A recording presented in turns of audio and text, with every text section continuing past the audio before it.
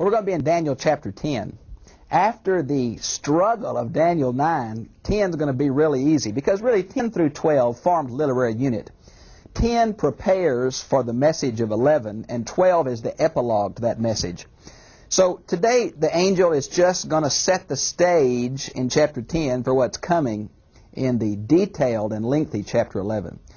So let's go to chapter 10. In the third year of Cyrus. That's surprising to me because back in chapter 1, verse 21, it says that Daniel served until the first year of Cyrus. And this is 2 years after that. Now we've got to remember that 121 is not so much a specific date as saying from the empires of Nebuchadnezzar and Neo-Babylon to the empire of Persia to Cyrus, Daniel served. And that's what it's kind of saying there. What surprised me about the third year of Cyrus is that Daniel didn't go home with the exiles. He stayed in Babylon. Isn't that something? Now, he's an older man. I guess he's between 70 and 80, something like that, 70 and 90, somewhere in there, depending on how old he was when he was taken captive. But he's an elderly man, but you'd thought of all the people, he'd have gone home, wouldn't you? Well, he didn't. Now, it says the third year of Cyrus, king of Persia. That's surprising because we usually think of him as king of Babylon and date it from when he took over the Babylonian Empire and issued his decree about 538. So if it's 538, the third year would be 539 when he took over the city. It'd be about 537, 536. But with king of Persia, now he became king of Media much earlier than he became king of Babylon. So why this is here and exactly what date it means, we're not real certain. Okay?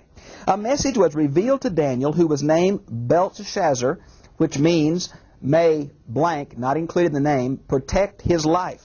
Okay? Remember, Belshazzar means may Nebo protect the king. But here it's Belteshazzar. And the message was true and one of great conflict. Now, what's going to be surprising is in chapter 10, the curtain is pulled back on history in a way we very, very seldom see it. Behind the events that happened on earth, not only is there the intercessory prayer of the saints, which we're going to see in Daniel's life, but there is the demonic opposition to God that does have an effect.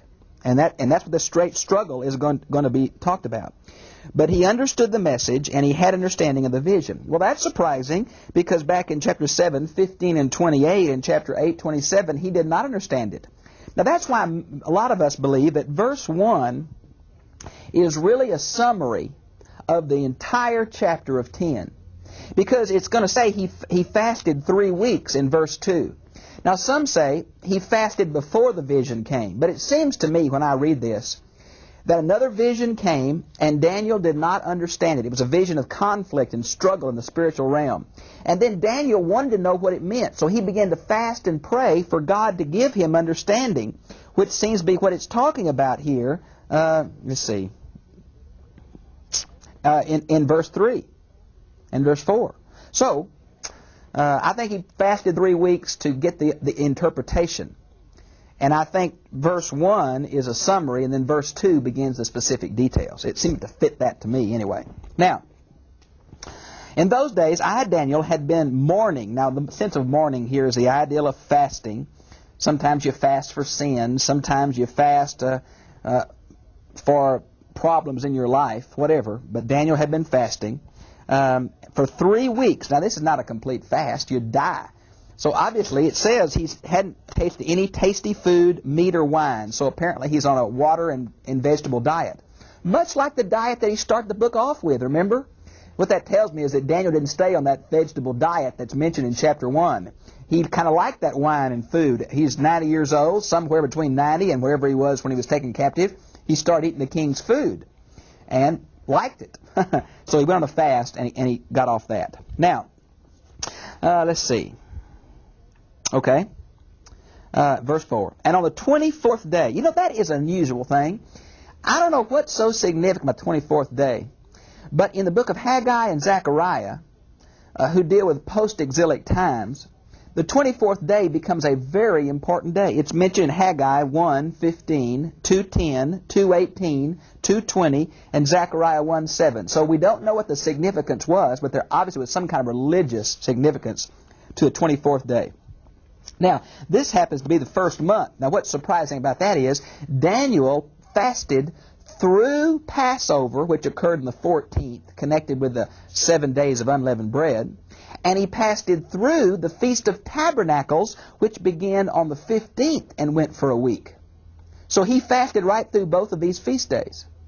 It shows how serious he was, how emotionally distraught with what he had seen.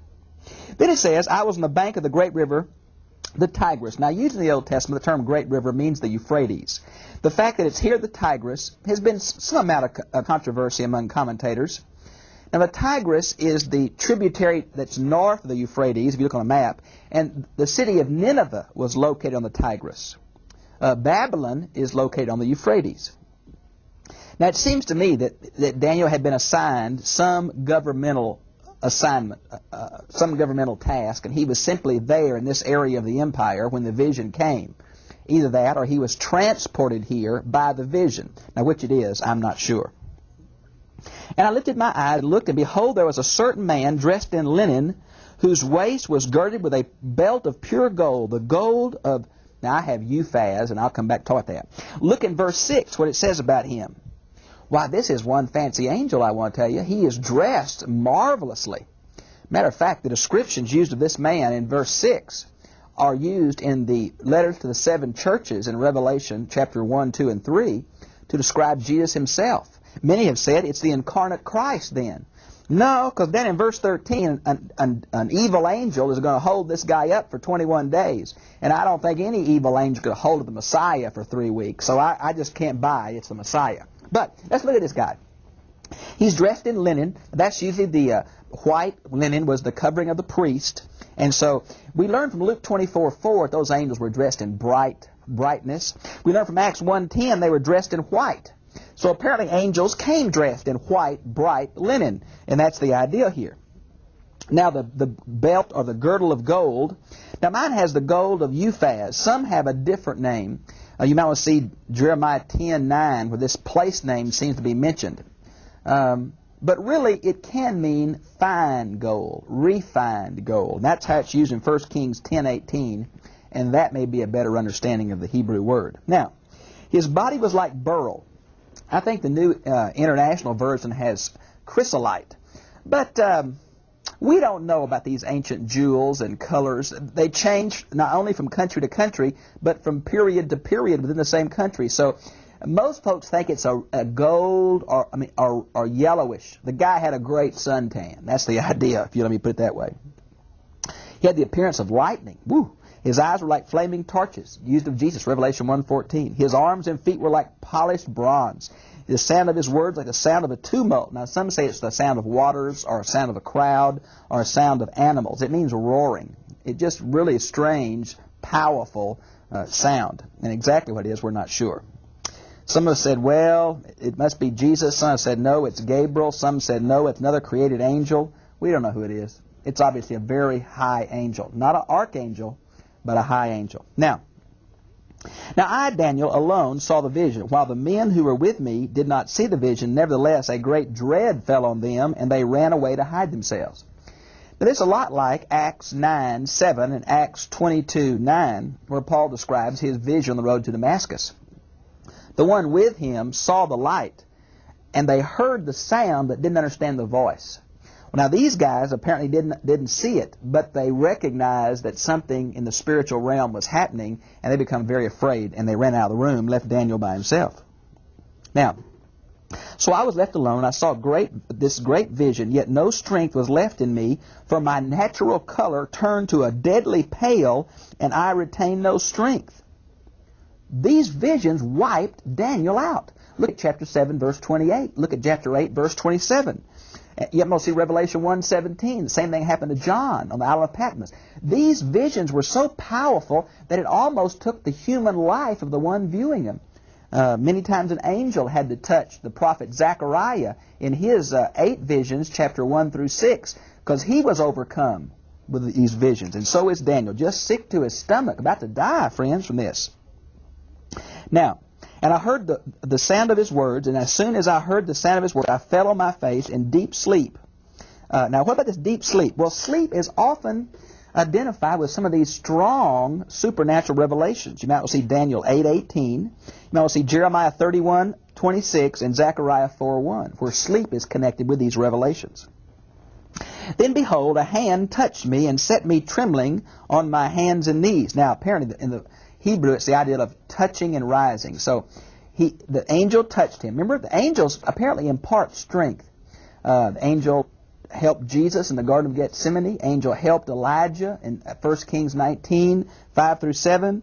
We have something of this in verses 16 and 18 of this very chapter. Daniel gets sick again. The angel has to touch him so he can keep on. And so, boy, it was really a tough job. Daniel wanted to know, but it was spiritually and physically draining on him. And the angel said to me, "O Daniel, man of high esteem." That's an honorific title. If we could put it in New Testament idioms, it might be good and faithful servant. "Understands the word I'm about to tell you, and stand upright." Daniel was still slooping down. Boy, he was about to go back on the floor. "For I have been sent to you." And when he had spoken this word to me, I stood up trembling. Then he said to me, "Do not be afraid, Daniel. From the first day that you set your heart on understanding this, and on humbling yourself before your God, your words were heard, and I have come in response to your words." Now look at this. God heard Daniel's prayer for understanding and dispatched this angel. But it's taken this angel 21 days to get to Daniel. Now remember earlier in Daniel I talked about where it said, and Gabriel flew to Daniel, and the Hebrew could be interpreted that he was very tired. Gabriel was from flying so far. Well, maybe heaven's a long way from here. And angels, it's tiring for the angels to get here. I don't know. There's a 21-day gap. The next verse says the reason for the 21-day gap is, an angel of the nation of Persia withstood this messenger angel for God for 21 days. My goodness. Do you mean to tell me that there is something in the spiritual conflict that can still thwart God's will for a long time? Now think what I'm saying. Sometimes answered prayer or unanswered prayer, as we see it in the sense of not immediately happening, that we can tell. Maybe it's not just God's wills involved, but maybe God has limited himself not only to the prayers of his children, but to the spiritual warfare that is ongoing in the angelic realm. Friend, this angelic warfare is a very interesting thing. The fall of man is preceded by the fall of the angels. We see something of this warfare in the New Testament passages that deal with principalities and powers, that deal with spiritual warfare like Ephesians 6:10 and following. There is a supernatural struggle going on with men's lives and history in the balance. Now, I know that's astonishing, and it's not mentioned many places at all in the Bible. It is here. Now, notice what's happening. The hand, I jumped. All right. "But the prince of the kingdom of Persia." Now, this seems to be an angel, because we're going to mention Michael, and he's going to be the angel for the people of God. Now, because the messenger angel from God, this very powerful, strong, beautifully dressed messenger, is opposed by another angel, obviously the angel of Persia must be a demonic angel. Now, does that mean that there are angels for every nation? Well, there are two places I want to show you this. If you have a copy of the Septuagint in English, if you'll turn to Deuteronomy 32:9, you'll see what it talks about there. It says that the nations were divided among the number of the angels. Now, the rabbis use Deuteronomy 29:26 as a proof text for angels behind human government. And some folks like to use Isaiah 24:21 as a background to this text. Now, all along, we have been asserting that in the book of Daniel, these empires are a representation of world government apart from God, and of them oppressing God's people. Now, that seems to be true, because behind world governments, behind the news headlines, there is a spiritual war raging. And the governments of the world are controlled by supernatural demonic forces. Yes, America too. And something of the struggle between God and the evil one has dropped down into human history. Now, that's heavy. I know that's heavy, but that seems to be exactly what this is saying. that God will overcome human government. Isn't the book of the Revelation, which uses the whore of Babylon as both economic system and religious system, as human governments opposing God's people, isn't that the same truth put in a little different form in a different period? I think it is. So here we have the angel of the kingdom of Persia was withstanding me. Wow. For 21 days. My goodness. And behold, Michael, one of the chief princes, now he's called an archangel in the New Testament. Now I want to see Jude 9 and Revelation 12:7 where he's mentioned. Now I don't want to say he's the prince of the Jews only. I want to say he is the angel for the people of God. You mean there's a national angel as well as individual angels for believers? I think so. Now I don't understand how individual angels can be helpful when we have the indwelling Holy Spirit, but I know that Jesus was God incarnate and angels ministered to him. So, here comes Daniel, the archangel, the people of God, to help this powerful messenger angel get through this demonic conflict. My goodness. Now, of course, the word Michael means who is like God, okay? And, boy, I tell you, it's really amazing me to show what's happening behind human history and happening in our prayer lives. Boy, we've got to hang in there because we don't know all that's involved. Now, I have come to give you understanding of what will happen to your people in the latter days. That's what Daniel's been asking. And that's what Daniel's so upset about. Daniel said, remember back in chapter 9, the 70 years are almost up. God, what are you going to do? And God said, well, Daniel, I'm going to restore you. But Daniel, I want you to know that your people are going to be taken again and hurt again and destroyed again. The temple's going to fall again. And Daniel says, oh, no, my goodness. He was hoping for a restoration. And what God showed him is there will be a restoration for a period, but there's going to be another fall and another restoration. How many, we don't know. And so that's what Daniel's concerned about, the latter days, when these things will occur. For the vision pertains to the days of the future, and I would say the days of the Messiah. And when he had spoken to them according to these words, I turned my face toward the ground and became speechless. He's still wiped out physically over this as well as emotionally. And behold, one who resembled a human being was touching my lips. Now, is that the angel dressed in the bright white with the gold belt? Is it Michael? Is it another angel? We just don't know. And there's supernatural people all over this chapter, I want to tell you. Touching my lips, much like what happened to Isaiah in Isaiah chapter 6. And yet here, it's for strengthening, not cleansing. Then I opened my mouth and spoke and said to him who was standing over me, O my Lord, as a result of the vision, anguish has come upon me, and I have retained no strength. He's sick as a dog over this. For how can such a servant as my Lord talk with such as my Lord, as for me, there remains just now no strength in me, nor any breath left in me. Daniel said, I'm about to die. And the angel's going to touch him again. Then this one with human appearance touched me again and strengthened me. Remember how the angel strengthened Jesus? How the angel strengthened Elijah in 1 Kings 19? How the angels ministered to him, So, I don't understand all that, but I believe it's a truth. You might read Matthew 18 that we have angels with us.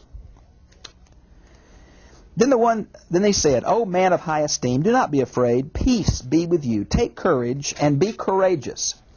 Now, as soon as he spoke to me, I received strength, and I said, May the Lord speak. Now, notice the word Lord here is not the all capitals title for God. It's just owner, master, or Lord, which is a title of respect that Daniel's using for these angelic speakers. All right? Now, verse 20. And he said, Do you understand why I came to you? Now, he's asking Daniel, and Daniel says, I don't understand all this.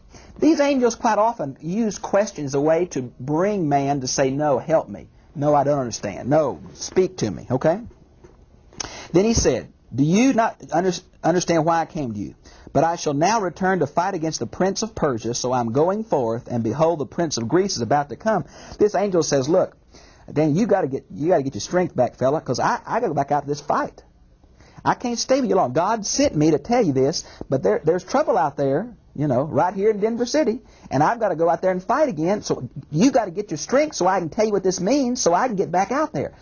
Isn't that amazing that behind world history is this kind of spiritual struggle that apparently is ongoing between the angels of God and the angels of the evil one? Isn't that astonishing? Friends, I don't believe anything just happens to God's children. I believe God's in control. But this tells me there's another factor, which means sometimes the time element is hindered by evil forces. You ever thought about that? Now, this prince of Persia is the demonic angel in charge of the nation of Persia. And the prince, literally it's Javan, Javan. Now, this is the name, ancient name for Greece.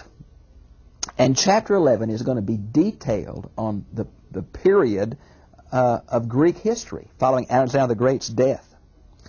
Now, some have said that this shows that the prophet wrote in the Maccabean period. Well, if you're nervous about predictive prophecy, you're going to get that. But I want to tell you that there are other very specific prophecies in the Bible. Jeremiah 50 and 51, Zechariah 9, 1 through 8 are very specific prophecies. But there is nothing as specific as this in chapter 11.